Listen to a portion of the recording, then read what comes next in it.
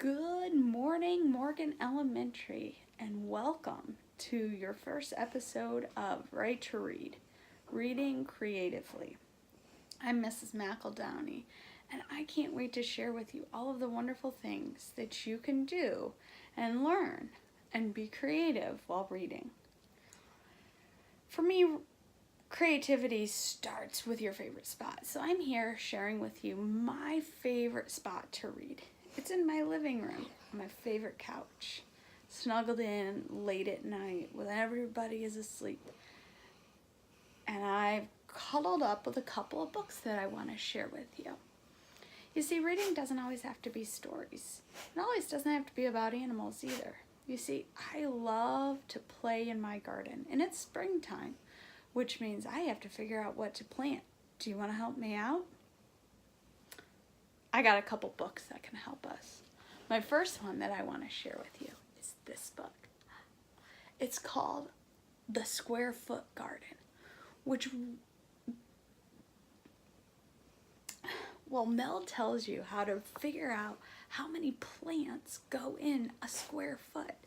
And I look at it every single year because it also tells me when I need to plant each different vegetable.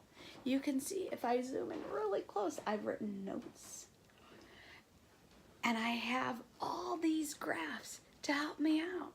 Most people would say, Mrs. McEldowney, that's not reading, but it is. Another book that I want to share with you that I really love, and I read it every year just to help me with my garden, is this book. It's called Grow Your Own Food. And this one doesn't tell me what I need to plant in each square foot. This one tells me what I have to do each season. So it starts off springtime, summertime, fall, and it even tells me what I have to do in the winter. I didn't even know I had to do stuff for my garden in the winter, but it'll tell you what to do. So I'm here, and for me, gardening is my way of being creative. So I've got my two books, I've got my graph paper, I've got my map that I made out of my garden for this year, I've got my favorite reading spot, my favorite reading buddy here, and I'm ready to have a good time, and I'm ready to read creatively. So today, you have your opportunity to read creatively too. You will go down to the library, and the library is set up with different topics and different authors for you to be creative with. There's post-it notes, there's pens and pencils, and there's giant sheets of paper. So when you're reading and you learn something new that you didn't know before, jot it down on that piece of paper, and the school will be able to learn what you learned while reading. We're going to hang those papers and posters up throughout the entire school in the hallway leading to the cafeteria.